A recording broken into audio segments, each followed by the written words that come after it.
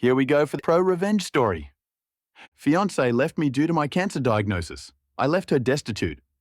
This has been 4 years ago, so the sting is gone and my revenge has been had. Sorry if this isn't the right forum. We dated for 4 years and had what I thought was a great relationship. We were both well-established professionals who both owned homes in the same neighborhood and both with daughters in the home. Her daughter was 11 and mine was 16 when we met. We had actually planned to get married, build a house, and raise the two together. We planned the house build because she had recently been diagnosed with a neurological disease that would eventually put her in a wheelchair and need something ADA-friendly. During the planning stages, I began doing landscape and construction projects on her home to increase the resale value. All in, I invested roughly $30,000 USD into the home, running everything through my side construction business for tax, permitting, and resale purposes. We had a contract that payment would be made upon the sale of the home. I produced invoices for each and every project, but never pushed for payment because of the prior agreement. Fast forward 6 months, we're looking at property to develop and finalizing drawings on the home when I began feeling ill. I couldn't eat, constantly vomiting and passing blood. I began noticing that my abdomen looked swollen, which was odd because we were both very clean eaters and were in the gym every day. So I went to the doctor and began having tests done. During this time, she began having small cognitive issues, and the stress of her current position was exacerbating her condition, so she took a $20,000 per annum cut in pay along with a lesser position inside the company. After a month or so of different tests and a biopsy, it came back that I had a golf ball-sized tumor in my stomach and would need to begin chemotherapy. So I began chemo and radiation treatments, which made me, expectedly so, extremely ill. She was spending time helping around my place on the weekends and staying over more, to the point that they were both at my home, more than theirs. At this point, I suggested that we go ahead and put one of our houses on the market and move in together until the new house was built. I have great supplemental insurance as well as a long-term illness plan, so using that coupled with the sale of one of our houses would push us through comfortably and help ease the financial stress on her. Shortly after this discussion, she became extremely distant. Her daughter wasn't coming down and hanging out with mine anymore. She had excuses for not getting together. She quit driving me to treatments and stopped staying over. She then dropped a bomb, a sentence that will forever be burned into my psyche. I love you, but I can't see myself taking care of someone this sick in the long term, and I don't think we should see each other any longer. In a text. It broke me. I won't lie. This was the first woman I had ever opened up to and planned a life with since my wife died when my children were 1 and 3. However, I tried to be mature about it. I forced myself to understand her position and to accept what I could not change. I calmly, the next day, gathered all of her things, packed them neatly, loaded them in my truck, and took them to her house to leave on the back porch while she was at work, in order to avoid any awkward exchanges. Walking around the back and under the porch cover, I sat down a box and saw her in her back living room, on the couch having sex with a man that she had introduced to me as a lifelong friend. I had dinner and drinks with this man and his girlfriend. We had gone on vacation with them as well. I never spoke of the incident with her and simply sent her a text later, explaining that I would leave her things on my side porch to pick up at her convenience. I discovered 8 or 9 months later from his now ex-girlfriend that they had broken up due to him confessing that he had been sleeping with my SO, dating back to about the time we were finishing drawings on the new home. Now I'm pissed. Revenge time. At this point, I had finished chemo and radiation for the time being and was feeling healthier. I was going through some much neglected paperwork when I ran across the file that contained $32,680 in unpaid, long overdue invoices, which were promptly sent to my attorney to begin lien proceedings on the home. It turns out that I couldn't have done this a moment too soon because she was set to put her house on the market. Coupled with interest over the course of what was then 19 months overdue, the invoices were hefty. That, along with the agreement of settling them when the house was sold and attorney fees, left her with roughly 10 KIs after the sale of the home and settling her current mortgage. She promptly had to back out of the purchase of another home and moved in with her oldest daughter, Esil, and 2 grandchildren. She also had to leave her job and begin receiving disability. I ran into her a little over a year ago, and she looked as if she had aged 20 years and was in the wheelchair we had talked about. We chatted cordially but briefly, and I excused myself and went on with my day. A few days later, her younger daughter called me and spoke of my running into her mom, and could we hang out sometime? I gave a vague answer, thanked her for calling, and again went on with my day. The ex then called me a week or so later and began apologizing for leaving me as she did. Again, cordial but short, I thanked her for calling and hung up. She began texting, and this went on for several weeks until one she asked if I could ever see us rekindling what we had, to which I replied, "I can't see myself taking care of someone so sick in the long term. Remember the box on your back porch? Did you think that lifelong friend brought that over to you from my house? Good luck to you. Goodbye." TL. DR. Girlfriend broke up with me due to me having cancer, so I ruined the sale of her home, the purchase of another, and left her to have to move in with her daughter. Then threw her breakup line back at her. I sometimes feel guilt over this, but not much, and not often. The revenge was really bone breaker, financial bone breaker. OP's fiancé showed her dark reality by cheating on OP, and OP retaliated by destroying her financial stability. It was really a satisfying revenge. The next story is from Ike 09161995. Mess with minors in my job? Lose your job and your boyfriend. Hey folks, first post in here. Hopefully it fits here. Throw away, because some folks in the story may know my Reddit, so you know safety and all. Also done on mobile, sorry for formatting. TL, DR at the end, because this is a doozy. All right, circa 2014, I worked for a large movie theatre chain in a small Midwestern city. Job was pretty awesome outside and essentially no way to move up. I like to think I am good at my job, and I try my hardest no matter where I work. In this particular situation, I was one of the most tenured employees at the theatre, save for 2 other folks who had worked their part-time on the side and had full-time jobs elsewhere. So for the sake of this story, I need to tell you about Jane, not actual name. Jane started working for the theatre 2 months before me. They worked elsewhere as a supervisor and was looking to move up at the theatre. Right after I started, one of the managers left to work at a different theatre, and the supervisor moved up. We had 2 managers, one general manager, basically the highest level at the theatre, and a supervisor, which is a manager in training. This is important. Jane somehow got the supervisor position, even though there was another person who essentially was promised the position due to their continued service at the theatre for almost 8 years. There were rumours about Jane sleeping with the GM when she started, and this situation got them going again. I didn't care too much because why would I? I am but a lowly peon in the corporate machine. Anyways, Jane moved up and the tenured crew member left the company because they got screwed over. Once Jane moved up, we had a whole meeting about her moving up and how the theatre focuses on professionalism and ensuring no favouritism was happening, specifically referencing how normal crew members shouldn't fraternise outside of work with management. Jane didn't really listen to that though. She continued to hang out with the crew members who were mostly underage and would do various things like go drinking with minors, taking them to bars and buying them drinks, or simply buying alcohol at a store and letting them drink at her house. I honestly have no issue with the drinking at home deal, just adding context, as well smoke weed with them and post pictures on Instagram.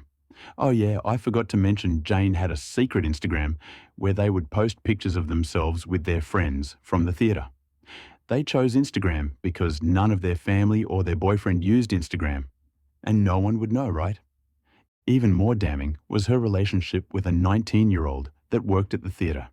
She had a boyfriend who had been with her for years and honestly supported her for all intents and purposes. Not only did she have a 19-year-old side piece, but also was messing around with a 17-year-old. I even caught them messing around in the break room one time. She essentially threatened me with my job if I told anyone. Honestly, she could have just told me to please be quiet, and I would have just judged her silently. Fast forward about a year or so, and another one of the managers left for a new job. Jane obviously moved up, and someone else took the supervisor position. Now, I won't go into too much detail, but despite my tenure and performance, I was looked over for the promotion. A newer crew member who was really good friends with Jane got the position over me.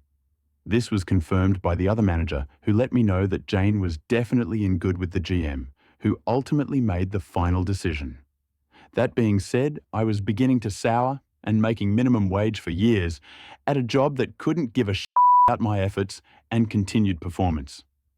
That being said, I was preparing for an exit. Before I get into my exit, it is important to note that Jane had, and most likely still has, a problem with me. I have talked about some issues I had with her, but I never escalated or even confronted her about anything she did to me up to this point. I honestly left it be. But I didn't like her, and the fact I didn't like her, or play along with her infuriated her. So much to the point where she made my life hell at the theatre. When she was a supervisor, she didn't have much power. But when she became manager, she began giving me shifts, convincing people that I was weird and to avoid me. I mean, I am weird, but not like avoid me weird. Threatening me physically, threatening my job. Her and her gang of misfit assholes also slashed my tires. I have no solid proof, but my car was parked in the employee lot, and only employees can get in. Beyond that, she also made fun of my girlfriend, my now wife, for having an invisible illness, MS. She would make her life hell because she had a disability and had some minor limitations. Add together all of this, plus my GF went off to college, plus getting looked over for the promotion, suffice it to say I found a new job. I had a few close friends at the theatre, including my now wife who I met while working there. Silver lining, right? I had let a few of them know about the new job, but told them to keep it on the DL since it was still 2 weeks away.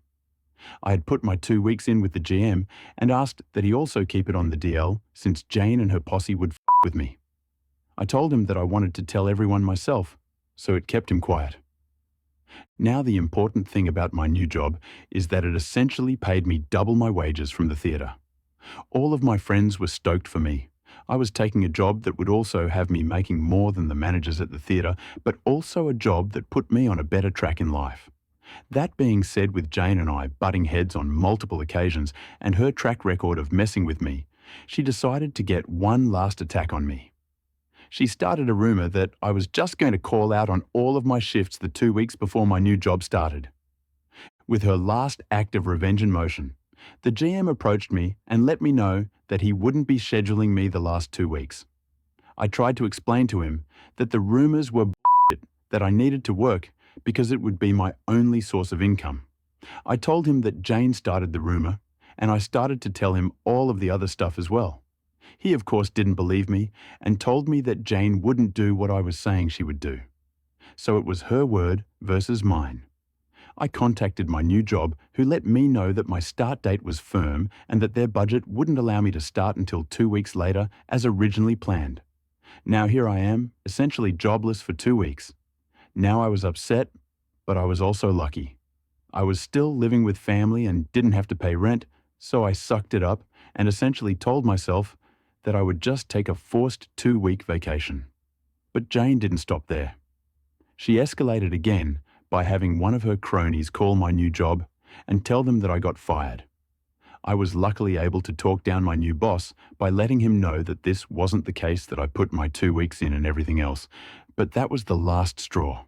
I left my last day at the theatre, and while it was sad and I was upset that I wouldn't be able to work out the last 2 weeks of my job that I had for years, I was focused and determined on revenge. Rule number 1 of living a secret life and having a secret Instagram is not adding everybody and their mother to the page. I had a friend of a friend who also didn't care for Jane. Let's call them Joe. Joe and I had gone to high school together and briefly worked at the theatre together. He and Jane were part of the same group at the theatre until they had a small falling out. Nothing crazy, but he wasn't exactly happy with her. I talked to Joe, and we discussed my issues with Jane over some lunch that I bought for him.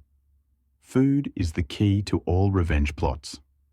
Once we ate and discussed my problems with Jane, I asked for his help. I needed access to her Instagram. You know, the secret one, showing her hanging out with underage employees, drinking alcohol and smoking weed with them, and also some mushy posts about her 19-year-old boyfriend, as well as some moderately racy photos with her 17-year-old fling. With very little discussion, he gave me full access. I took screenshots of essentially everything. We are talking 2 to 3 years worth of illicit and moderately illegal activity. More than enough to get her fired and to raise some questions in her relationship. I took the screenshots and I printed them on the highest quality paper material that CVS had to offer. I also copied them to a few flash drives for good measure. I purchased 2 yellow padded envelopes, can never be too safe, and I filled them both with copies of all of the posts as well as a flash drive with additional copies. As well, I included a note in each one for the appropriate parties. One of the envelopes was taped to the back door of the theatre. There was somewhat of a blind spot, so pulled into the parking lot from the rear and snuck around the corner Mission Impossible style to tape the envelope to the back door. On it was the GM's name, as well. In the letter, I merely stated that one of their managers had a secret Instagram with a lot of damning evidence of not only favoritism, but also fraternizing with underage employees, amongst other wrongdoings. In the letter, I also requested her immediate termination, or the information would be provided to the district manager as well as our corporate office. I made sure to put it somewhere the GM would see on his morning sweep when he opened the theatre. The second folder and letter was delivered to her home by Joe. Joe agreed to this as I knew Jane's schedule and had a good idea of when she would be gone, and he knew where she lived from previous hangouts. With both folders delivered, it was only a matter of time. Before I knew it, I was receiving death threats from Jane's gang, all of them saying that they knew it was me and that Jane was going to come after me, that she never did anything to deserve this. It didn't matter to me, of course. I no longer worked there and would hopefully never have to deal with them again. From what I heard, she was taken into the main office of the theatre and the GM let her have it. He ultimately had to fire her because there was very clear proof that she was in direct violation of many of the rules and conditions of her employment. As well, her boyfriend, with proof in hand, kicked her out of his home. Last I heard, she moved farther north and hasn't held down a solid job since. Her family didn't want much to do with her once everything came out with her cheating on her boyfriend. Also, the part about fooling around with a 17-year-old tends not to sit well. In the end, I started my new job without fail and moved on from that place. Haven't seen much of anyone from there since. TLDR. Manager makes my life hell. Continues to hang out and fool around with underage crew members. Lives to regret it. Enjoy losing your job and your boyfriend. The revenge was truly perfect and satisfying. OP did a wonderful job by exposing Jane's hypocrisy and misconduct with undeniable proof, leading to her losing her job and shattering her reputation. This was nothing but the consequences of Jane's actions. The next story is from ordinary_diamond_158. How I got my boss fired when he tried to fire me. Long-time lurker, first-time poster. This is a bit long, but I promise it is worth the ride. TLDR at the bottom. This story was posted on a different site by me about a year ago, but this sub seems to be the perfect place to share it again. I have added some additional details that prior commentators were asking for last time I posted this. Starting out, let me explain why there wasn't a mass walkout, and I am the only one that quit despite us basically being terrorized and treated like slaves. The job market was in shambles in my city at that time, with something like a 40% unemployment rate. I knew someone with a doctorate degree in theoretical physics working at a local fast food joint, as it was literally the only place hiring.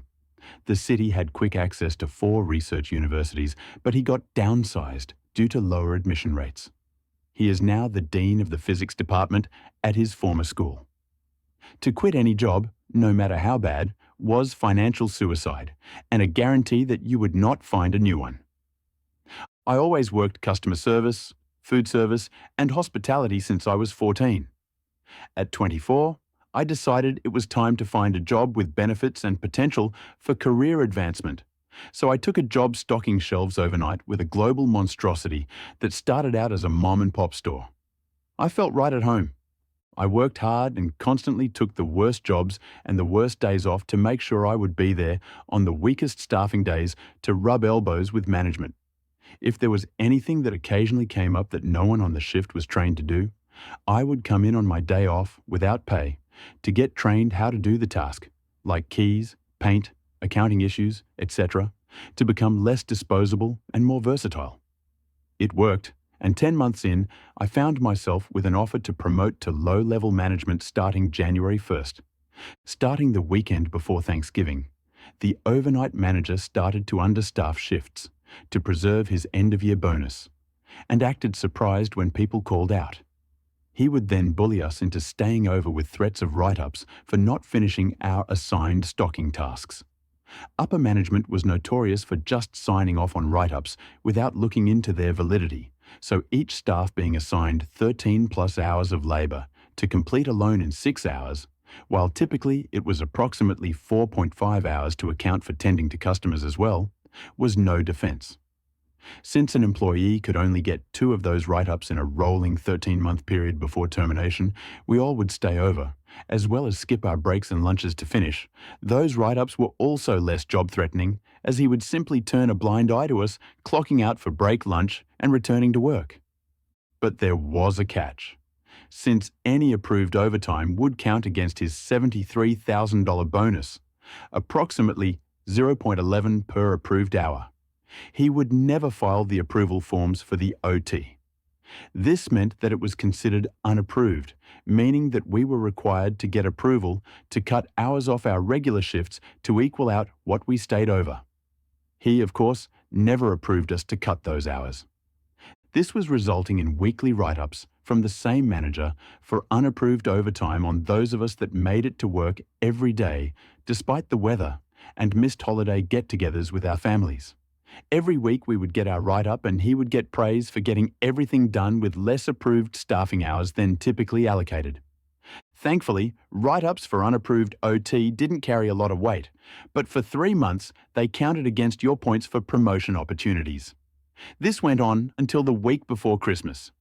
When I got my weekly write-up, I was told by the store manager, who offered me my promotion, I would be suspended for overtime abuse the next time my manager submitted a write-up for unapproved overtime hours. Determined to not lose my promotion, I started telling the manager no. The second time, I refused to stay over without him signing an overtime approval form and giving me a physical signed copy.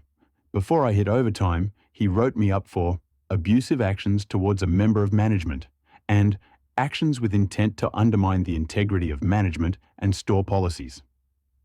This instantly cost me my promotion, which greatly upset me, and then, like the idiot he is, he left me alone in his office to sign the write-ups and the acknowledgement that I was no longer promoting.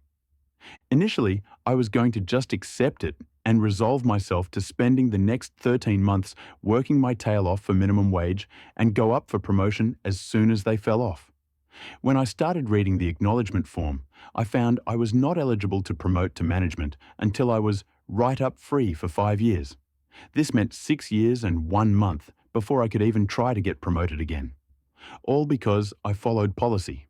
So rather than sign it, I wrote "F*** in Sharpie across his brand new desk, which he got for being such a great manager, walked out of his office, handed him my vest and name tag, shredded the write-ups and tossed them into the air like confetti, and told his no longer smug face that it was now my personal mission to get him fired.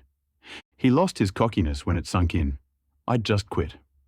I could see little beads of panic sweat forming on his forehead as he realized that the only person capable of performing certain highly essential functions for his shift was walking out the door.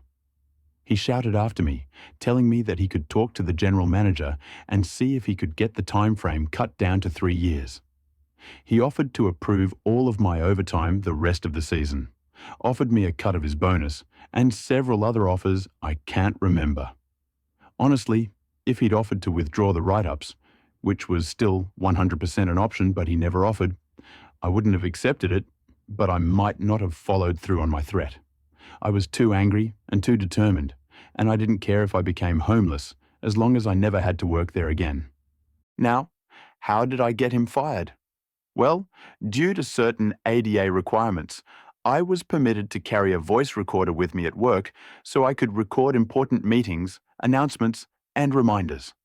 When I got written up the first time for unapproved overtime, I started recording his requests to both me and co-workers. I never used them to dispute the write-ups, but I never deleted them either. So I uploaded all the recordings to my computer, nearly 18 hours of audio, and sent it to the Home Office, CCing every store manager and compliance officer in the district. When I went in for my last paycheck, he was long gone. I was offered my promotion back, but I declined. The regional director then offered me my old manager's job, with a $73,000 hiring bonus. Wonder where that came from, LOL. But I still refused and said I was never returning to retail. My former manager's boss laughed and told me that everyone returns eventually, and when I did come see her, and she would find me a management spot somewhere. After 5 months of being unemployed, living with my mom and barely surviving, I moved to another state and got a job working in a state prison as a guard, and am very fulfilled. TLDR. After working hard to earn a promotion, my penny-pinching tyrant of a manager forced me to lose it. So I reported his shady practices and got him fired and was offered his job. I refused and am far happier now. The revenge was truly satisfying and brutal. The manager got deserving consequences for his unethical behavior and refusal to pay overtime. It is satisfying to see the manager losing his job. The most satisfying part comes when OP gets his original promotion and a hefty bonus and raised salary. It was really a perfect revenge.